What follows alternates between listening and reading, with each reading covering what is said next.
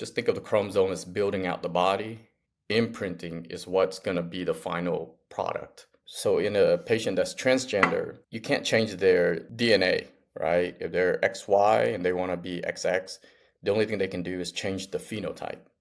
Phenotype is just like an externalization. When the parents decide for the baby what they want to raise it as, then what you're referring to is, do they want to raise it as a phenotype male or as a phenotype female, right? And so from there,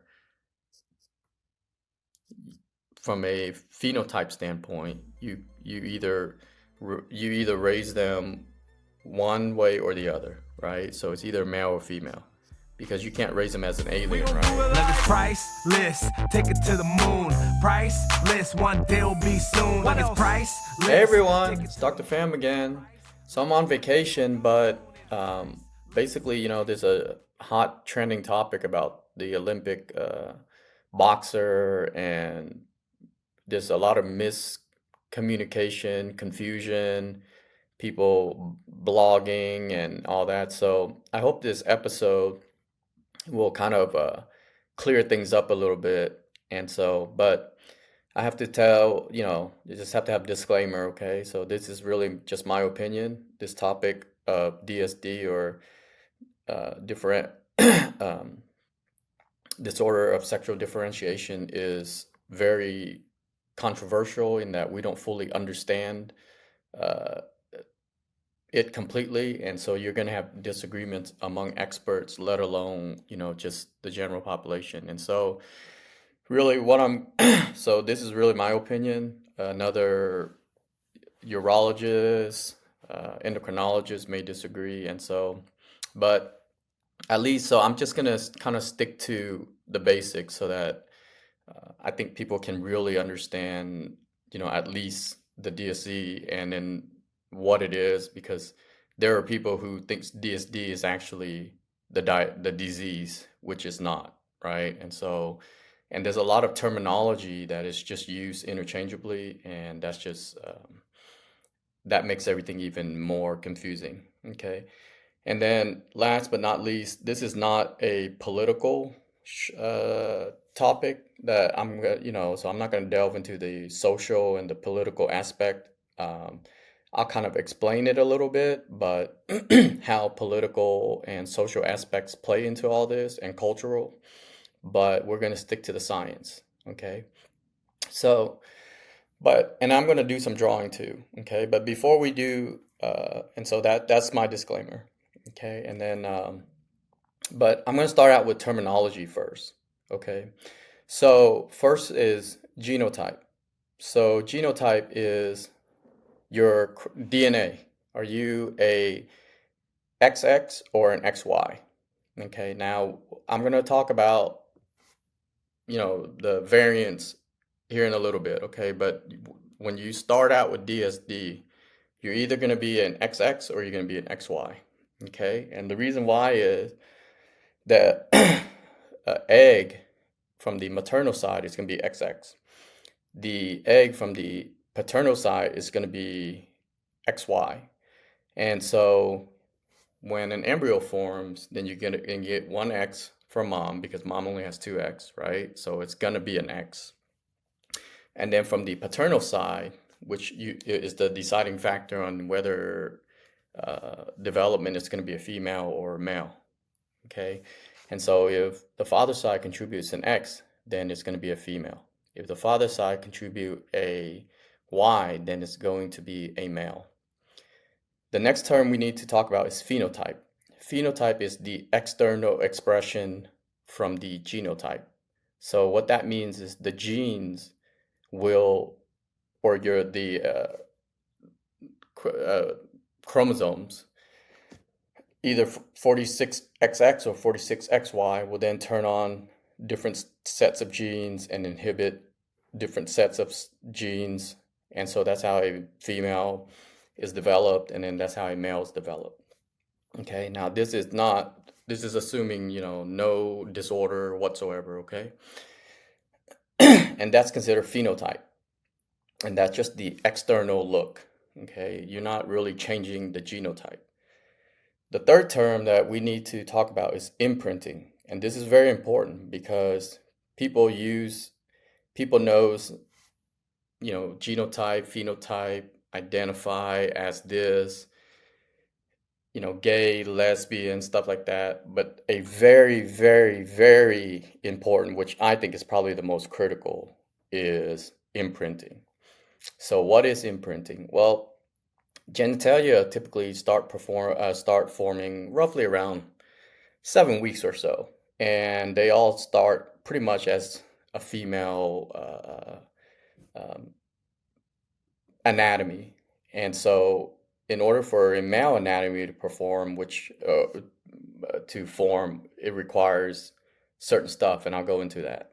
Okay, but basically, imprinting, what that means is that once the chromosomes are expressed, then basically the brain is going to identify as the or present as the XX or the XY chromosome. And what I mean by that is we don't know too much about imprinting, but we know it exists and it's very important.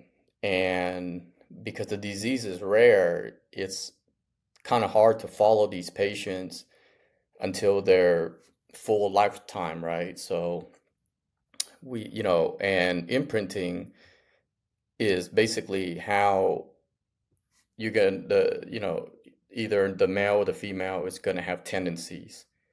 And so that, to me, imprinting is actually the most important. And so there's urology departments that have a whole subsection that's, dedicated to imprinting because we really don't understand imprinting a lot because imprinting is affected by social issues, environmental issues, personal issues, religious issues, and so, but I'll get into imprinting. Okay, those are the terms we need to know. So those three kind of is involved with DSD. Now, terms like transitioning, that's not DSD. That's psychiatric. Okay. Um, Gay, that's not DSD. That's psychiatric. And when I say psychiatric, I'm not saying you have a psychiatric disorder. What I'm saying is that it's a personal choice, right? And so, but it has nothing to do with your chromosome. So there's no such thing as a gay chromosome, and there's no such thing as a lesbian chromosome, right? And I think all of those has to do with imprinting. And from what I said before, imprinting basically is affected by external factors, not just the genotype itself. And then we'll kind of go into examples of those. Okay, so bisexual, that doesn't fall under DSD. Once again, that has to do with impact on the imprinting. So, and then, you have all these other terms like identify, what you identify as. So, some people, so these are the identification or what you identify as is also has to do with the imprinting. But from a medical standpoint, there is no really disease that is you have a disease of being bisexual. Okay, that's what I mean by identifying. So meaning that some people may identify like this is a joke, okay? So I'm Vietnamese, but I have curly hair. And so at this moment in time, I'm gonna identify myself as a Korean, right? Even though I'm not a Korean, but I believe I'm a Korean. And let's just say that I lived in Korea for 20 years. And so after that, I'm like, you know what? I'm really Korean. I speak Korean, I do all that, right? So you see how the environmental factors affect the imprinting versus if I lived in Vietnam, even with my curly hair, I will identify as a Vietnamese. Okay, now I can choose not to identify as a Vietnamese, even though I live in Vietnam, and I can still choose to identify as a Korean, right? So that's just a example of what I mean by identifying. And so that in and of itself is not a pathology. It's a psychiatric thing. And once again, it's not a disease. Psychiatric just refers to it's more of a brain thing. Okay.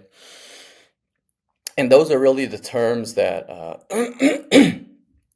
and then that's important, right? And so one more term that people uh, tend to think is a disease also, which is transgender.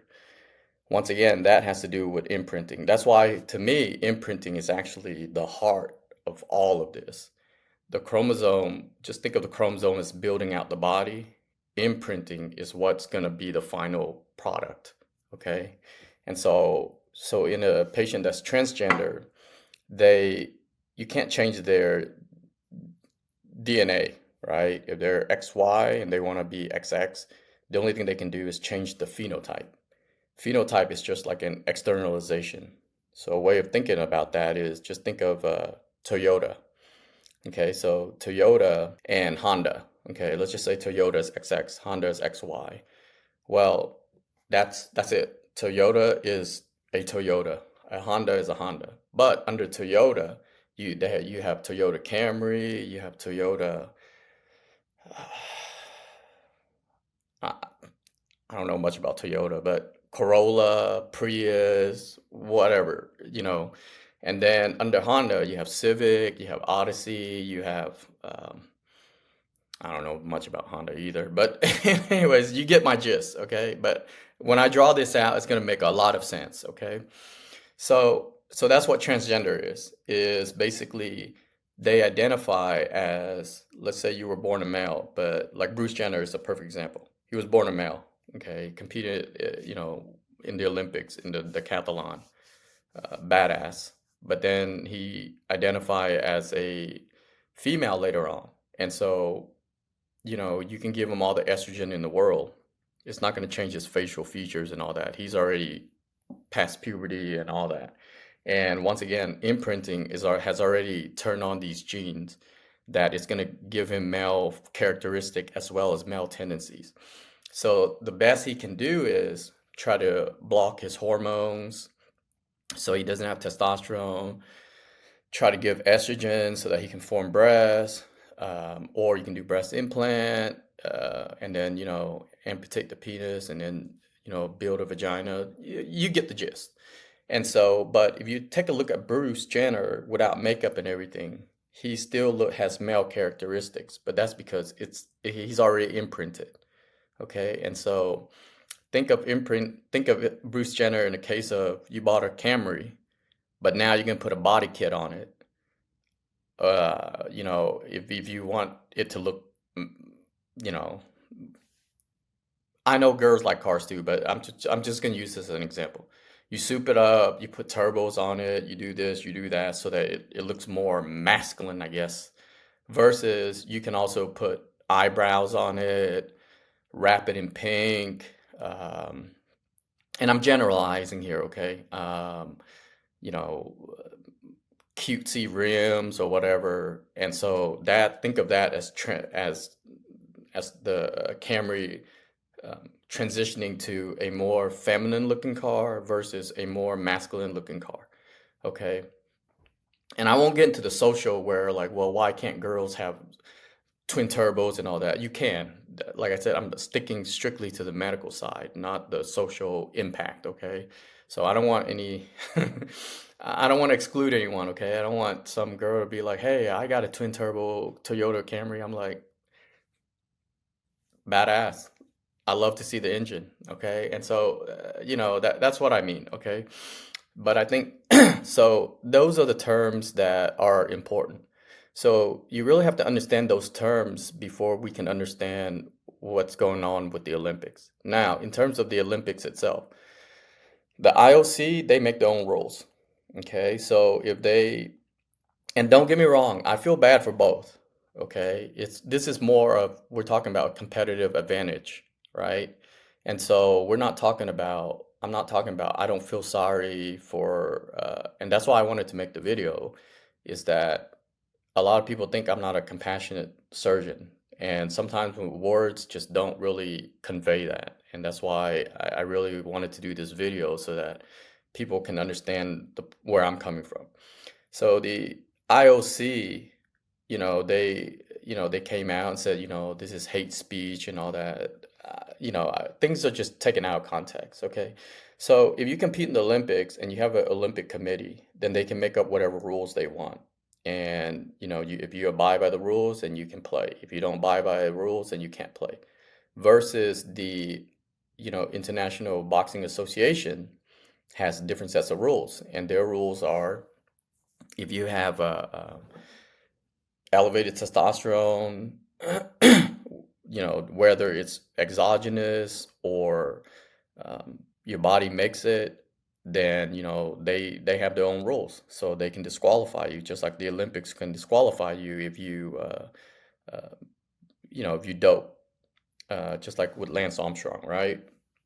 And so, so this is not to criticize the IOC or the International Association of Boxing. That's their rules, right? Just like hospital has rules that surgeons have to follow. If they don't follow it, then you go to another hospital. That's just the way it is, right? And so this is not to criticize the Olympics or anything. And this is not to criticize the players either, because they play by the rules. So if the rules state that if the athlete identifies a female and on the passport it says female, then she can compete.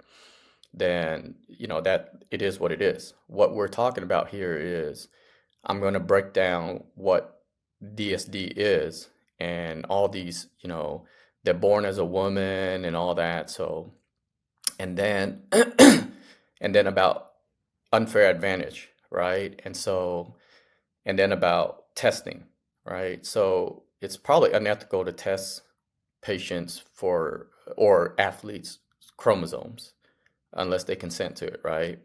But you can test for testosterone and corticosteroids or whatever. There's tests that can basically, even without knowing your chromosome, there's with enough data you can um, turn something that is subjective or a conjecture into something that's a little bit more science, right? And so testing for testosterone is not unusual. And so whether the Olympics did or did not test for the testosterone, I don't know. But just from reporting, they themselves said the criteria is that if you identify as a female and and it's on your passport that you're a female, then you can compete. So that's their rules. So, a win's a win. I feel sorry for both. I feel sorry for the players that lost who are biological female all the way. And I feel sorry for patients that have DSD because that's something that they have to live with, and they may not be able to bear children, and they may have characteristics or phenotypes of a male, but you're living as a female. Trust me, I really feel for them because I treat some of these patients as children where they can't really have children, and now the parents have to make a heartbreaking decision of what do they want to rear them as, right? And so, and there's really no right or wrong answer, right? But when I do counsel patients, because it goes through a multidisciplinary clinic, people, we don't really talk too much about imprinting, but I do tell parents, there's something called imprinting, and I have to explain to them. And it's very difficult to explain imprinting because uh, I can tell you the majority of Americans probably don't know about imprinting. They know about transgender, they know about gay, they know about lesbian, they know about genotype, phenotype, but they don't know about imprinting, which I think is probably the core or the heart of all of this. Okay, so now let's get down to the science. So I have this, I'm on vacation, so I didn't bring all my equipment. And then, first off, I just want to give a shout out to Focus, Focus, for doing this. They're awesome. I mean, I just, we, I mean, I can show you we have viewership around the world. I mean, it is wild. And so, now I'm doing this at more as educational purposes, but they can help anybody market whatever it is you need to market, right? Because you make a product or you do something really well, but if people don't know about it, well then, And that's why they say, Mark, why do you think they have commercials and why do you think Super Bowl commercials so expensive and all that is because people won't know about you.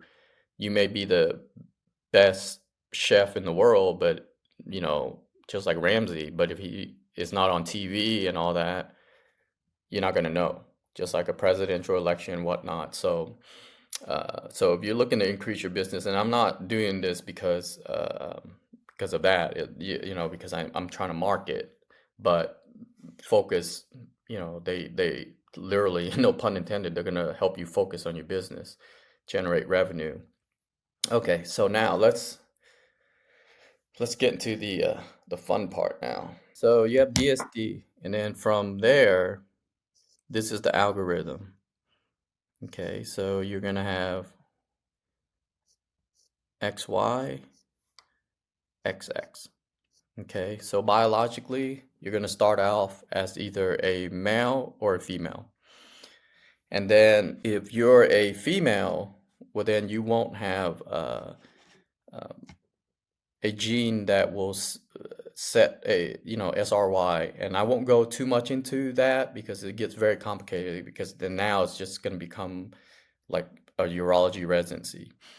And so, but if you have XY chromosome, there's a little part called the SRY gene that actually will set up a cascade of, different other genes that get turned on. And then what it's going to do is it's going to make a testicle, and then you're going to have testosterone, and then it's also going to have and the testosterone is made by Leydig cells, and then you can have anti-inhibiting Mullerian I'm sorry, anti-Mullerian inhibiting substance, which means that it's going to block the formation of female body parts. So, and that's made by the Sertoli cells, and those are located in a male's testicle. If you have no abnormalities, then it'll just be XY or XX, and then you're a male, and then you're a female. Okay, so that doesn't fall under DSD. DSD is actually a umbrella of kind of like what the analogy I made earlier with Toyota and Honda. Then now let's just talk about the XY for a second. From there, you're gonna, now in the US, you're probably already gonna know what the issue is gonna be, right? Because typically they'll do a blood test.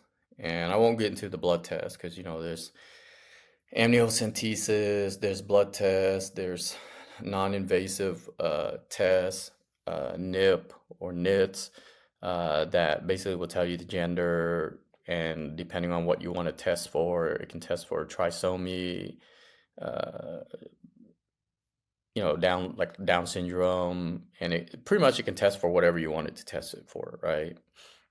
Within limits, but it's going to test for like a lot of different chromosome abnormalities. So I can't speak for other country, but I do know in the US, a lot of people above a certain age, but anybody can get it. They can test um, to see what the gender is going to be, and then if there's any abnormalities associated with the chromosome. Okay, so, but I'm not sure if every country is going to have that luxury, right? And so you may not find out until the patient's actually born. Okay, so when the patient's actually born, let's just assume that they didn't do the test, so they don't know. Because if they did the test, then we already know, and then you don't need to. You can cut down on doing more tests. You can focus on just specific tests to hone in on the exact diagnosis. So I won't go into like different male because there's a lot. So and female. So I won't go into like the different kind of the different why is this not drop? There we go.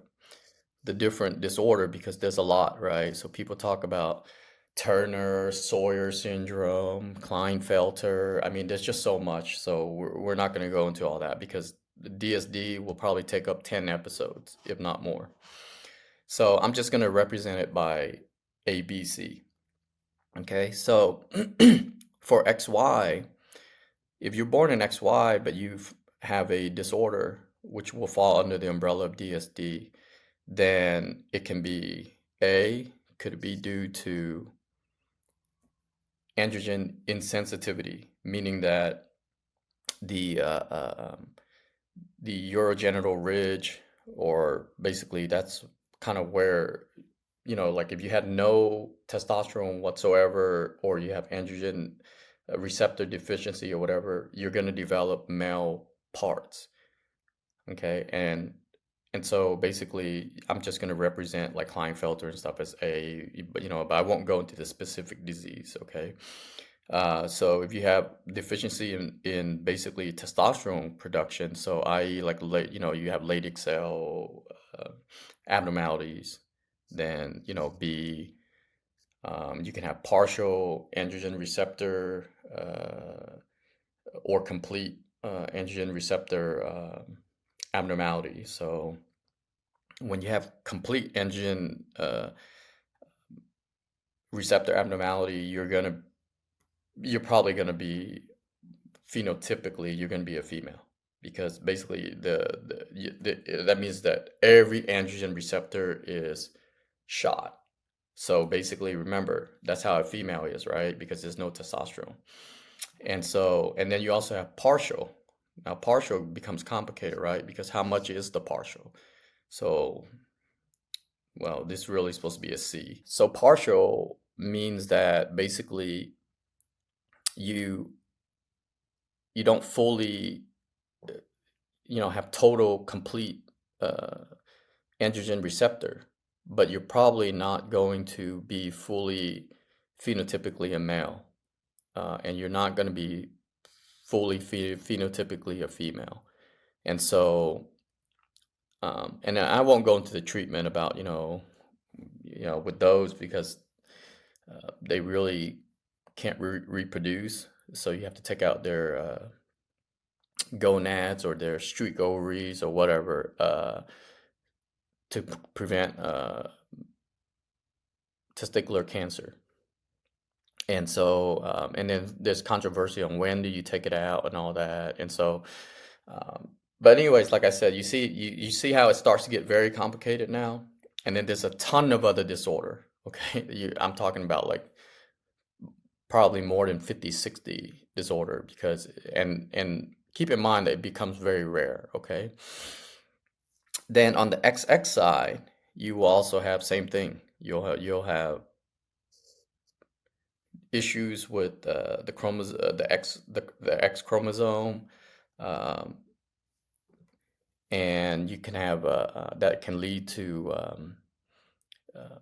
the most common pathology in DSD is actually congenital adrenal hyperplasia.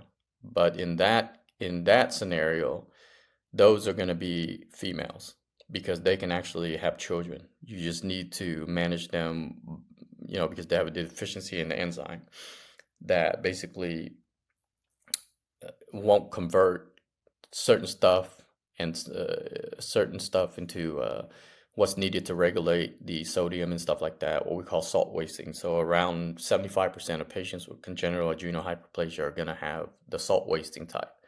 So those, if you don't manage those patients correctly, I mean, basically they can die, right? And so, but those patients actually can have children. And so, and it makes up about 60% of the diagnosis of DSD, and then 40% is everything else. Now, remember, DSD purely, the only thing that will fall under DSD will be the phenotype, the genotype, and the imprinting. The what you identify with, um, if you're gay, if you're lesbian, if you're bisexual, those don't fall under DSD. Those fall under psychiatric, or choice, but not like a psychiatric disorder. When I refer to psychiatric in this scenario, what I'm referring to is just the way you think and the way you identify yourself. Those are not pathology in the sense that it's not a disease. So gay is not a disease, right? It's a lifestyle choice. Lesbian is not a disease, right? It's a lifestyle choice. And so, and like I said, and that has to do with imprinting, because imprinting is what's gonna basically cause you to have cause you to want to identify as either gay, lesbian, whatever it is. And that has to do with environmental factors, social factors, cultural factors, religious factors, whatever it may be. But you see how imprinting is so important, because it's not just affected by the genes, it's also affected by external factors. And that's why imprinting, we don't fully understand exactly how it really works. And that's why uh, it's such a complicated issue. But those actually don't fall under DSD. So strict medically speaking, what falls under DSD has to be a diagnosis. And then, you can have Turner's, which is X, one X chromosome XO. So that's B, and so forth, so on. Okay.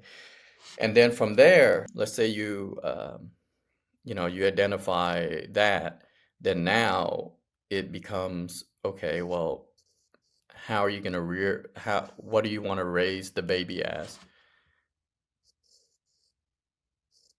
And so when you raise the baby, I mean, when the parents decide for the baby, what they want to raise it as, then what you're referring to is, do they want to raise it as a phenotype male or as a phenotype female, right? And so from there, from a phenotype standpoint, you either raise them one way or the other, right? So it's either male or female, because you can't raise them as an alien, right? So there's no, so basically, just from a you're not really changing you can't change the DNA, and you can't change the imprinting, right? But what you can change is the appearance, the externalization. So Jenner is a perfect example. He was born a male, but he identifies a female. Okay. And then from there, then he moves on to, does he want surgery? I'm running out of screen space here, but does he want surgery, or does he just want hormone blockers? Okay. And so, because that's very important, right? Because if you're just on hormone blocker and you decide later on that that's not really what you want, then it's easier to reverse that than once you transition, amputate the penis and then make a vagina. I mean, that's kind of irreversible, right? So that's a big decision you have to make. And so, um, same thing over in the male side, right? And so I hope that clears up on DSD. Okay, now we won't go into specific diseases because I'm telling you there's a lot. Okay, so now I hope that with understanding the terms and stuff, people now can really understand that, there's no such thing as, you're an XY chromosome, but you were born a female. No, biologically, you were born a male. And due to defects in the pathway of forming male characteristics, so expression of the phenotype is what you see on the outside. And typically we refer to that as ambiguous genitalia, right? So when a baby, when I get called to the NICU and they're like, hey, the consult is for ambiguous genitalia. Then first thing I look at is, okay, and the NICU will automatically do this. And usually, well, I don't want to say usually, but a lot of times they've already had their chromosome tested, so they already know that there's a chromosome abnormality. So then I would get called, and then the consult would be for ambiguous genitalia, meaning that, okay, we don't really Now we're going to start the workup of basically, okay, what is actually the chromosome? And then from there, it's a multidisciplinary approach, right? From there, we have a discussion with parents. Do they want to, and this is controversial, right? Do we want to just stabilize the patient and then let them, once they come of age, let them decide what they want to be raised as? And then you can do the surgery at that time. Okay. With the exception of congenital adrenal hyperplasia.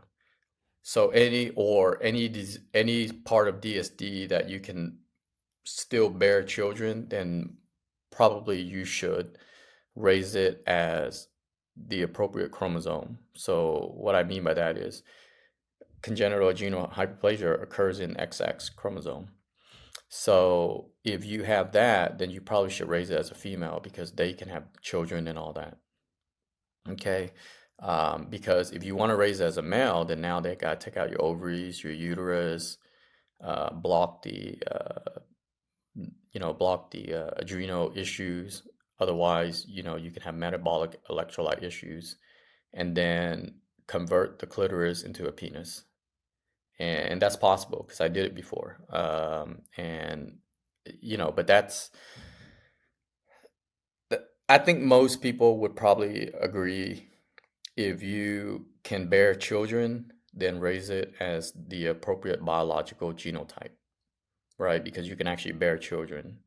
Um, because if you now you can identify as a female and bear children, but that's just once again, that's really just you're just identifying as like an XY. You're a normal XY. You're just identifying as a female, and so you will marry another female, but you still have a penis to deliver sperm, right? And so that would be more like transgender without the actual transitioning. So that would be more like because if you actually start doing hormone blockers and stuff like that, then the sperm's probably not going to work very well. And so what really all you can do is kind of do surgeries that change the phenotype but doesn't affect the reproductive parts if you want to bear children, right? Because at the end of the day, you so that's a little bit different.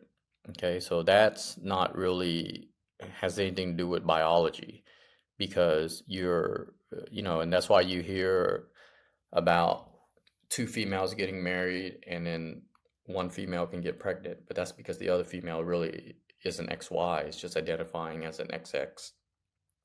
And then, but uh, the XY female does not do anything to affect the reproductive issue part of the anatomy. Okay. So, yeah. Yeah. So basically, that's why you hear about two females being married, but they're able to get pregnant. And the reason why is because one of them really is just an XY that identifies as a female, and you can do minor surgeries that don't affect the reproductive organs. And so, you can put breast implants, you can do stuff like that. That doesn't affect the reproductive organs. But in order for those two females to have a child, then the female that's XY is going to be the one that's going to contribute to the normal female that can bear children, right? So, and the one that is the male in it, if they identify as a male, or it can just be two, um, well, you kind of have to identify as a female, as a lesbian to really want to marry another female, right? Otherwise, it'll just be a cis male and a cis female, and that's just a heterosexual thing. So I hope that that kind of clears up a lot of the misconception. Okay, so but I think just that information, what I just went through, is enough for people to really understand now about the terms that we use, because a lot of these terms are getting used interchangeably, which makes it very confusing on everybody, and it just and then next thing you know, especially with the political environment that we're in, next thing you know, it just becomes a mess. And so, like just like the IOC saying, this is hate speech and this and that, and it just that doesn't make any sense to me. So this podcast, this special podcast that I made, really is to kind of just educate everyone for or clarify for everyone that these terms are very important, and they really fall, under different category. Okay, and so I hope that helps clear up a lot of stuff, because just a lot of posts that I'm reading, it's like one post I read there, the guy says she's born a female and she can have children. Well, the problem is there's no medical records released on any of these, and rightfully so, right? And it's not just Khalif; it's also Lin, Lin. So both of them made it to the quarterfinals, and so this is more, but people also take politics into it, which they really shouldn't, right? And so my take on this is that, is it fair or is it not fair? Not on whether the different committees allow this or the different committees allow that, right? So if the Olympic Committee allows XY, or DSD patients to who produces testosterone that's higher than a cis female, then and cis just means normal or no abnormalities. Then that's their prerogative, right? So no one's questioning that. What they're questioning is the fairness of it. So should testosterone have been tested? And to me, I think the answer is yes.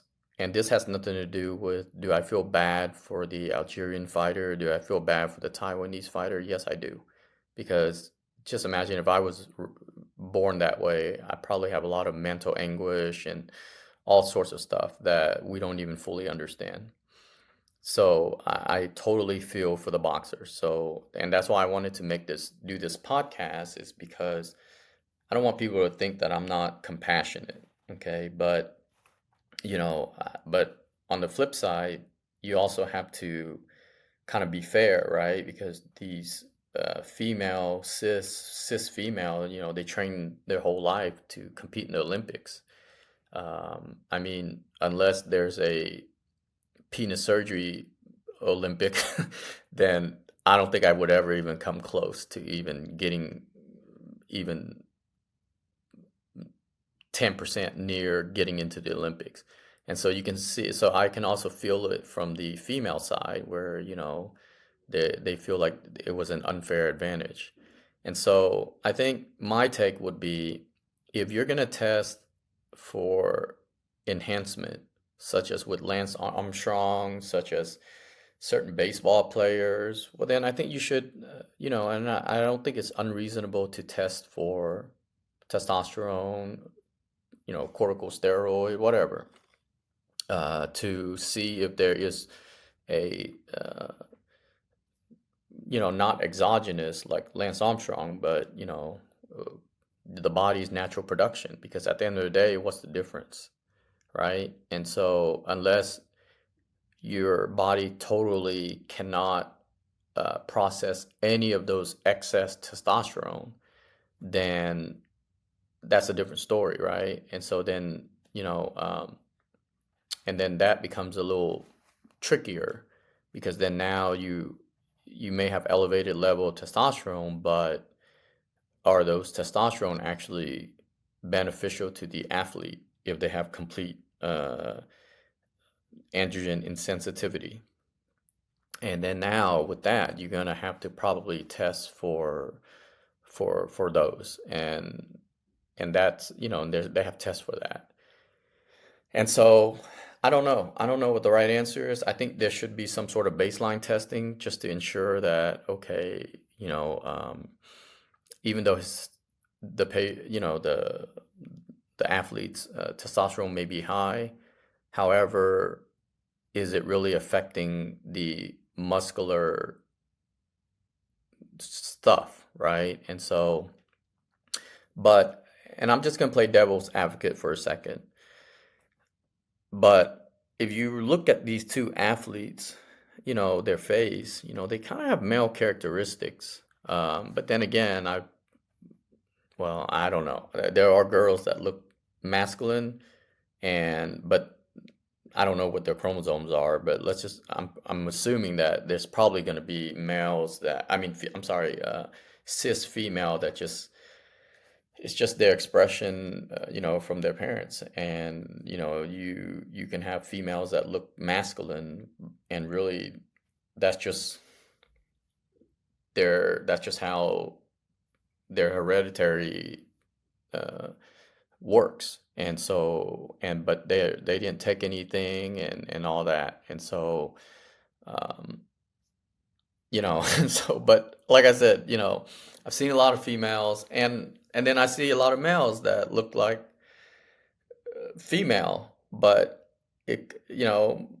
since the disease is rare, it probably that's just how their genes express. They just look like, females look like a dude, and a dude looks like a girl, and I mean, we all seen that. Come on, I mean, but like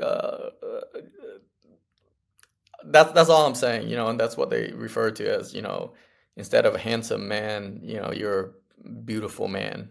Okay. That's their way of saying. That's just their way of saying, but it could be that you're just like Fabio, you're just a beautiful male and no chromosome issue. It's just Fabio, he just looks beautiful. He's not handsome, he's beautiful.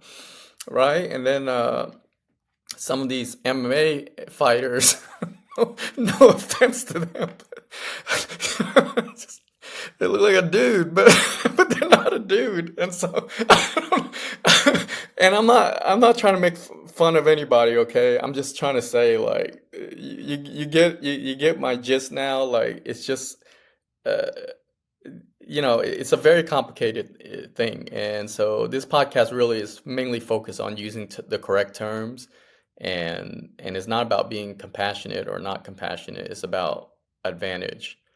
And so, because if you have a runner in the Olympics, and this is kind of arbitrary, right? But if you have a runner in the Olympics and they're found that they're doping um, to get their hemoglobin higher, then they'll be disqualified, right? And then you've seen in the past where you have Russian ice skaters who were found to have some enhancement and was disqualified, and for a fact that they're a female, right? And so in this case, the same standards probably should be applied across the board. Um, whether you have DSD or not, because in reality, especially with the Italian one, two hits, I mean, you can cause brain injury to somebody, right? And so that's what I'm getting at is you and people go, well, she's lost in the past before. Well, that doesn't matter, right? So you've seen females beat up males before, but that still doesn't mean that it's right to not uh, basically to have one athlete have an advantage over the other. So this is about standards, and so the I and it's complicated, right? And so my whole take is that I feel sorry for both, because that Italian lady withdrew because she knew. I mean, she knew that if she continues, she'll probably have a concussion or something, and it can get really bad. And because we're not talking about running here, right? We're talking about physically fighting somebody. And so that's the issue at hand. Um, and so, and and we're just in an environment right now where it's just hard to separate the political out of it. But if for once, hopefully with this podcast, for once, if we can just separate the political aspect out of this and let's just look at it from a biological standpoint. And after everything I explained, I hope it really helps people better understand where I'm coming from and where, medical professionals are coming from versus activists, right? And it shouldn't be that way, and so because some people ridicule me, when I wrote about this on social media that I'm not a compassionate surgeon and all that, and I think people really take it out of context.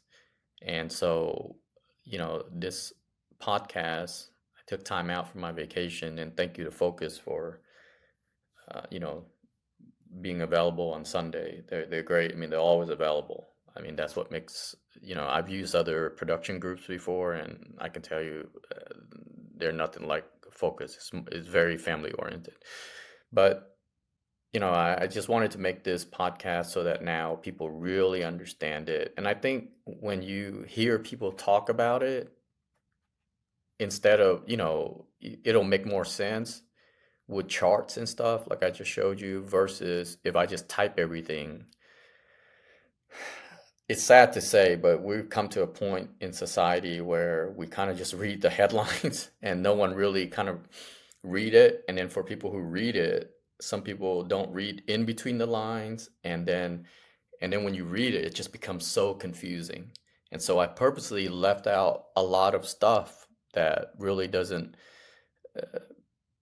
pertain to this because if I start naming out all these disorder and all these enzyme deficiency and I start talking about DHT and then SOX9 and then SOX2 genes and all that, you're just going to walk away from this video even more confused. And so the reason why I did the format the way I did is that any person can listen to this and truly understand it. And then from there, you can understand where the controversy currently is lying. And I think the controversy is not so much as the fighters themselves, but the fairness of the fight and the testing standards. Because the International Association of Boxing for women, they have testing standards, or so they say, right? But remember, but keep in mind, all of these are conjecture because there's no medical records that have been released that have shown anything on any of these fighters. It's just one association saying that we disqualified this fighter Khalif and this fighter Lynn because they were tested with elevated testosterone and then their chromosomes were tested. However, there's no medical records to back up what they're saying, right? And so without medical records, people are gonna, everything is conjecture at this point, right? And so that's why I wanted to make the video is to cut out the conjecture because at the end of the day, right now, we don't really know anything about these fighters, Khalif and Lynn. All we know is what other people are saying, but we don't have medical records to back any of these up. And so just like, people talk about, I'm a millionaire, whatever. They post all these on social media and all that. They throw, $100 bills around and all that. But once the camera come off, then they're picking up back the $100 bills and making sure, man, I don't want to lose none of this. You get what I'm saying? And so you got to be real careful, right? So, and the reason why I say that is this is kind of off topic. Is I went to a birthday party once and they were making it rain dollar bills. And the recording kept going on, and then the guy that was making it rain $1 bill, you could see him start picking it back up. So, of course, they edited that out, right? And so, anyways, my point is just, what you see on the news and all that, At the end of the day, I haven't seen any medical records to confirm any of this. This is all conjecture, and this podcast really is just all about breaking down the terms. And so I'll leave with this, okay? And you know, you can look it up yourself. But the terms that's really important for DSD is genotype, phenotype, and imprinting. Okay. Those terms apply to disorder of sexual differentiation. The terms transitioning or transgender, um, gay, lesbian, bisexual don't fall under DSD. Okay, they don't actually have a disorder. Um, with exceptions, right? Everything has exceptions, but generally speaking, um, you know, because I have a lot of gay friends and I have a lot of lesbian friends, and they are female or male. I mean, like, there's no question about it. But they just don't have an interest in girls, and or you know, they have an interest in guys, and then you have the reverse. You have girls that they have no interest in guys, and they have interest in girls, and that's why you hear about guys, quote unquote, or girls, quote unquote, coming out, right? Meaning that they've been married before or whatnot, but they have children, and then 20 years later they kind of, for whatever reason, uh, social reasons, whatever it may be, they find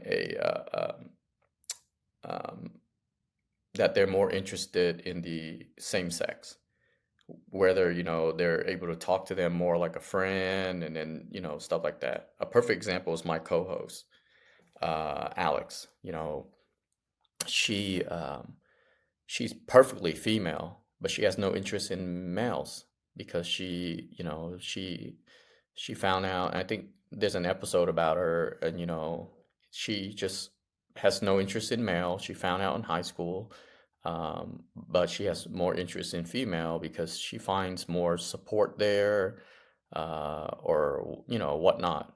And then her partner has kids, and so at some point, her partner probably, start to feel like, I have more support, more whatnot, and so I, I like females, but neither one of them are taking hormone blockers or anything like that. It's just their choice that's what makes them happy. And Alex and her partner are like the kindest soul you will ever meet. And Alex helps me with surgery. I mean, she's just amazing. Um, and when you look at her, you'll never know, right? Because she just looks like a beautiful female.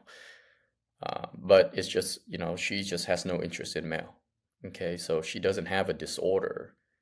It's just that's what she likes, and and that's what she identifies. Well, she's not identifying. Uh, she is a female, but that's just the lifestyle that she chooses because that's what makes her happy. And I think at the end of the day, that's what's most important is do what makes you happy, right? And so versus when you have a disorder like DSD, then that's a different thing. Now we're just talking about, the fairness of the game, right? And so, um, but that's kind of what I wanted to leave you guys with is genotype, phenotype, imprinting. Those will fall under DSD. Gays, lesbian, bisexual, um, what you identify as and all that don't fall under DSD. Okay. Yeah. Now, the identifying is a little tricky because that I would say a circle. So you have a DSD and then you have psychological. And then, the identification probably has a little cross here because if you're DSD and then you have imprinting, then of course you're going to have to identify as one or the other. Now, now there's all recently there's all sorts of stuff that comes up, like, you identify as a, you know, I don't know, you identify as a Korean, you identify as a Chinese or whatever, and so identifying and pronouns is, that topic gets a little slippery slope, but I think that has more to do with political impact on it more so than biological impact. But that's why was saying, if you really just take out the political noise and just looked at this strictly from a medical uh, perspective. Um, I wish Alex was here. I would love to have her side. But there is an episode where she talks about how she came to realization that she's a lesbian. But um, obviously I'm on vacation, so Alex not here. But I wish. But since I was gonna try to do this episode when I get back in town with her, but it's just there's just so much talk about it that I think clarification really needs to be had. And I know there was a bunch of people that was interested in the podcast, so it's pretty much on all the major platform. It's called D Talk with Dr. Fam, and I think if you just like on Spotify, even though it may be called like D Talk or something like that, like I said, Focus produces this, and so. But I think if you just type in D Talk with Dr. Fam, it'll pop up, and you can't miss it. I'm a point and shoot kind of guy, right? That's what I do for a living, and so you'll see my finger. Um, Not for prostate exam. I don't do that. That's nasty. That's what the adult guys do. Ugh. Anyways, but Spotify, yeah. I'm laughing because the producer is looking at me and he just showed me a picture of he just showed me a prostate that that you can squeeze to kind of work out your hand. Anyways, that's part of the reason why I don't like to do adult urology, is because I'm not gonna stick my finger in no man's land. That's just, and no female's land either. I just no, that's just gross for me. No, I'll just stick to the penis, and But then again, my partners hate the penis, so I think it works out well. But anyways, so I hope you guys enjoy this episode. I hope it's educational. And please, I know there's a bunch of viewers already because a lot of people did ask me already. But we're on Spotify, Apple, and all that, and then just hit like so that I know that people are watching and want to continue to do this episode. I mean, do the podcast. I know that I had promised to do because there was a lot of interest in anabolic steroid. So I'll just give you a little preview. But we were supposed to. The next episode was really supposed to be on anabolic steroid and the dangers of using it, and if you do use it, how to properly manage it. Because otherwise, if you look at all these big bodybuilder, they're on anabolic steroid, okay? And so basically a lot of them, first of all, men, the most common cause of death for men is cardiovascular disease, right? And now add anabolic steroid to it, or even just high dose testosterone, and you're going to stress out your heart. And the question is it really worth it to cut your lifespan 20 years short? Okay. Versus, you know, certain bodybuilders use anabolic steroid, but they're properly managed. And I don't condone it, but I'm just saying, I can't, you can tell a patient all day long to quit smoking, but if they're going to smoke, they're going to smoke. So same thing with steroid, right? And so all you can do is counsel them on the bad side effects of it and why they shouldn't use it. But if they still insist on using it, then at least, you know, help manage it so that they don't, they can live as long as they can. And so that'll be a kind of a preview of where if you're absolutely going to use it, and I know there are guys that they're gonna listen to my podcast and they're still gonna use it because it makes them feel good. They have a body image problem, whatever it is, right? And so the best thing to do is, the podcast will talk about how you actually will manage it so that at least you can live a longer life, right? And so, but if you look at like bodybuilders using anabolic steroid without appropriate treatment, a lot of them die young. I mean, that's just the way it is, right? Because the heart cannot wasn't made to pump that much blood into the muscles, right? And so the body safeguards against that by producing the correct amount of testosterone. And then if you do replace it, you replace it within the range, and then you need to do proper testing to uh, to make sure that your heart's not stressed out. Because just imagine, right? Let's use a car analogy because I like it. You have a uh, Lamborghini, and now you're gonna try to crank it up to 2,000 horsepower. Well, how long do you think that Lamborghini is going to last, right? Because the parts that were made from the manufacturer wasn't meant to handle 2,000 horsepower. So you're taking a Lamborghini like an Huracan that was meant as a daily driver, and now you're cranking up the juice on it. Well, something's gonna blow. The engine's gonna blow, something's gonna blow, right? So typically the engine will blow. So think of the engine as the heart. Once the engine blow, the whole car is incapacitated, meaning that dead, right? And so think of that as anabolic steroid. You're cranking up the juice, and then your heart poops, and now your ejection fraction is like 16. And so now you're going to be on a heart transplant. So think of a heart transplant as trying to replace that engine. Okay. And so if you're lucky enough to get the heart transplant, I doubt you're going to be using anabolic steroid anymore. Right. And so I think that's a perfect analogy. So that's why for me, um, when I buy cars now, I'm not going to crank it up because why would I want to do that and ruin a perfectly good car when, it wasn't meant to handle that type of horsepower? Because if the car was meant to handle that type of horsepower, then the manufacturer would have made the car to handle 2,000 horsepower, right? So like a Bugatti can handle 2,000 horsepower, but the whole car, every parts in it was made to handle 2,000 horsepower. That's why you have guys that are just naturally big, like NFL players.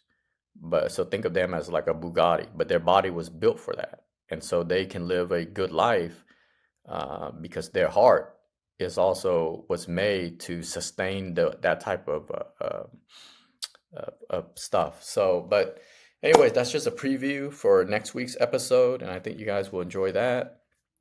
But once again, like I said, subscribe for weekly shows. I just do so many other stuff that is hard for me to do more than one episode, and usually we drop it on Tuesday. And so, but I took out some dedicated time to do this because, when I had stopped doing it for a little bit, the production company told me the viewer, they would do reruns, and then the viewership would just kind of go down. And so, you know, I I like doing it. I like sharing knowledge, not because I need you to come to Crescent Urology. Trust me, I have too many opinions already. I don't need to see another one.